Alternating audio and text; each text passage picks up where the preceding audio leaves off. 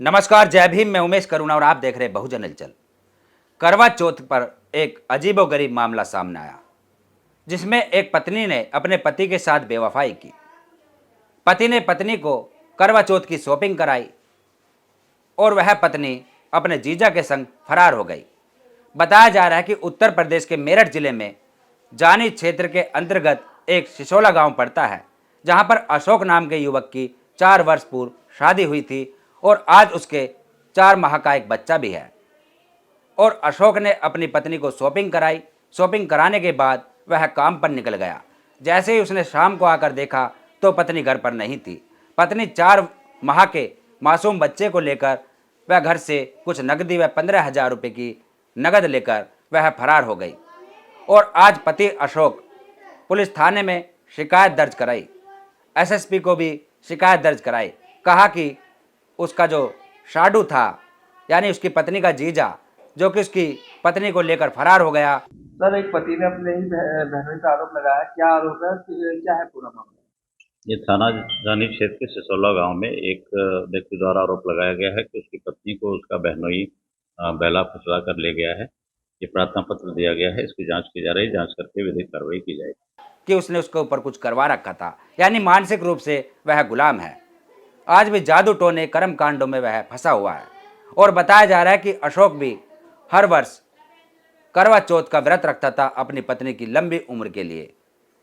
और आज अशोक को समझ में आ जाना चाहिए, आज उसको अकल आ जानी चाहिए कि इन आडंबरों से बाहर निकले, इस पाखंडवाद व तीज त्योहारों से बाहर निकले कि एक ढकोसलेबाजी हिंदू धर्म में ही पाई जाती है। और इसके ऊपर जो एक कहावत प्रचलन में है कि यदि देश के अंदर करवा चौथ का व्रत रखने से महिलाओं की करवा चौथ का व्रत रखने से पतियों की उम्र लंबी हो, कोई पति ना मरे तो कोई महिला विधवा ना होती। और कहते हैं कि विदेशों के अंदर भी महिलाएं जीती है और वह प्रकृति को मानती है। इन कर्म कांडों व ऐसे पाखंडवाद आडंबरों से बाहर है। और इस्लाम के अंदर हो, क्रिश्चियन के अंदर हो, यानी तमाम धर्मों के अंदर हिंदू धर्म को छोड़कर कहीं भी ऐसा पाखंडवाद नहीं मिलता।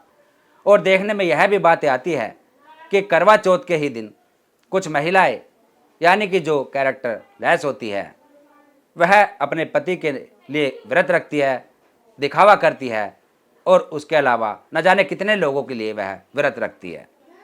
पकड़ी जाती है कुछ महिलाएं कि किसी अन्य मर्द के साथ वह करवा चौथ का व्रत खुला रही थी।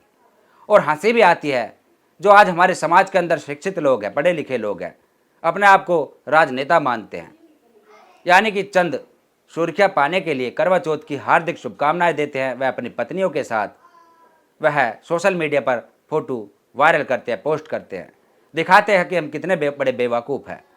यानी जो बहुजन महापुरुषों ने, जो संतों ने, संत कबीर व संत रविदास, पलटू महाराज, गाड़के महाराज, संत घासीदास, पेरियार व महात्मा ज्योतिबराव फूले, डॉक्टर बाबा साहब अम्बेडकर जी, न जाने ऐसे कितने संतों ने इस पाखंडवाद को, इस कर्मकांड को मिटाने की पूरी कोशिश की। लेकिन आज भी उनके ही अनुयायी, जो कि एक तरफ जय भीम करते हैं और वही दूसरी तरफ ऐसे पाखंडवाद में जकड़े हुए हैं।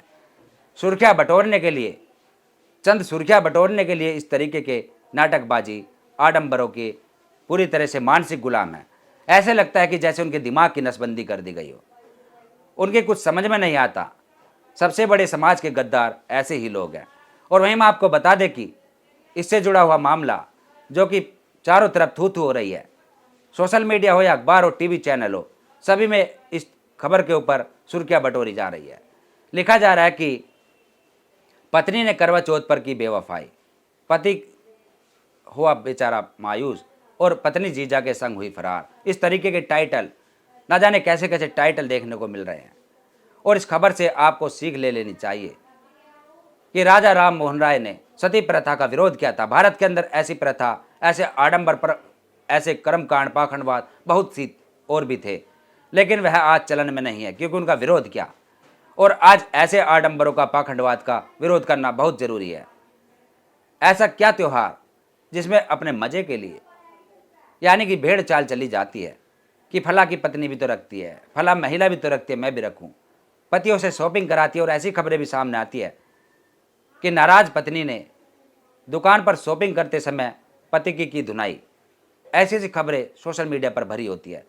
यानी उनकी डिमांड यदि पूरी ना होती हो तो वह महिलाएं दूसरों को देखकर उनकी हिरस करती है और उसके बाद घर में कलेश होता है। जो मेहनत की कमाई होती है उसको इधर गंवाया जाता है। बेमिजान यानी किसी का यदि अपना बजट भी नहीं है तो भी वह इसमें फंस जाता है। और सबसे बड़ी इसकी गुनाहगार है महिलाएं, जो कि इस आडंबर कर्मकांड पाखंडवाद से बाहर नहीं निकलना चाहती। और इस खबर पर आपका क्या कहना है, इसमें 2 शब्द जरूर लिखें और देखते रहिए बहुजन हलचल। फिर मिलेंगे ऐसी नई खबर के साथ। धन्यवाद। जय भीम, जय भारत। अगर आप चाहते हैं गरीब हर वंचित इंसान की आवाज आप तक पहुंचे तो हमारे चैनल को सब्सक्राइब करें और बेल आइकन का बटन दबाना ना भूलें। देखते रहिए बहुजन हलचल न्यूज।